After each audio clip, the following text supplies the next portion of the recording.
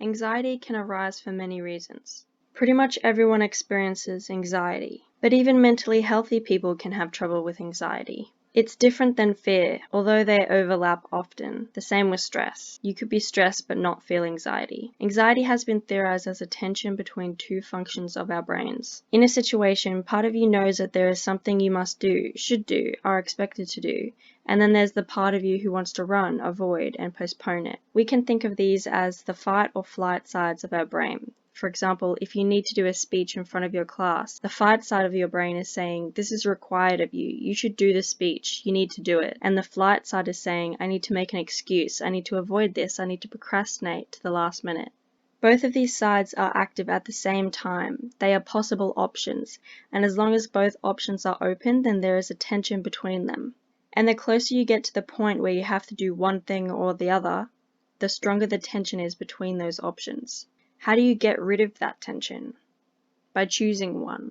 Now, you are capable of choosing one even if you are indecisive a lot. To alleviate that tension, you have to consciously decide that you will commit to one side. Committing to one side means that you are aware that things could change in the future, but those factors don't matter because you will stick with the side you chose. No matter what happens, you will commit to it. There are no options anymore. They disappear when you committed to one. Now, some well-known things that increase anxiety is classic coffee, tea, energy drinks, things with caffeine in them. So if you really want to decrease your anxiety, you could think about decreasing your consumption of those, especially if you find it hard to sleep because of anxiety. Completely eradicating those from your diet will help, of course, over time. In chronic long-term anxiety, it's been shown that isolating yourself from emotional intimacy from family or loved ones significantly increases anxiety. Emotional intimacy, although sometimes it can seem like a threat, it is a very valuable resource that you can use to help decrease your chronic anxiety if you suffer with that. It won't happen overnight, of course, but I'm just sharing this information for you to use at your disposal. Whatever you want to do with it is up to you. I know mindfulness sounds really hippie, like it doesn't have any scientific grounds to it, but it does. It's been explored in hundreds of scientific journals and has shown to help reduce anxiety by large extents. There are lots of free mindfulness videos on YouTube that you can use in this case. You can search until you find one that helps you. If there is something you need to do, let's say you're too anxious to make yourself cross a bridge, a strategy you can use, which can be used in many other anxiety-producing scenarios, is committing to a much smaller step than the whole thing at once.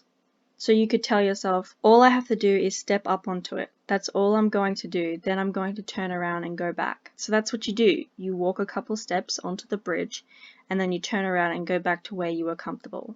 Then in a few minutes you can tell yourself, I'll just walk to that pole this time, and that's all I'm doing, and I'll turn around and come back. And step by step you will teach yourself and your body that it's safe, that you're okay walking across that bridge. After enough rest, you can get yourself to fully cross the bridge. Then the next day you might decide to cross the bridge again just once more, then the next day 2 times. But there is no commitment to the next steps. You only commit to one at a time. You have to work anxiety like a muscle, an emotional muscle. Another example could be with social anxiety, but you can practice in a temporary way, like starting conversations with pedestrians while you're in the car. You can talk to them and then drive off really fast. No consequences because you'll never see them again. I'll make another video specifically with social anxiety tips. Push through the suffering like the absolute beast that you are, one step at a time. If you suffer from panic attacks, here's a post that could help you.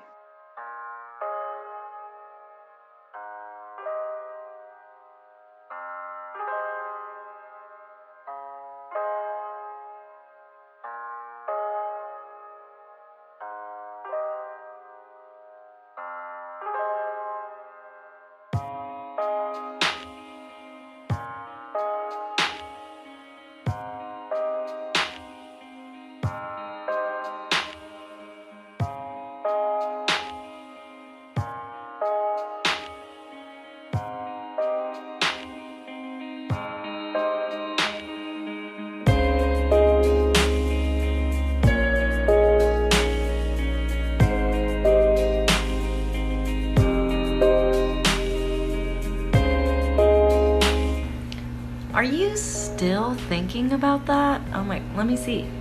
Just for a second, let me see. I ate it. What are you gonna do now?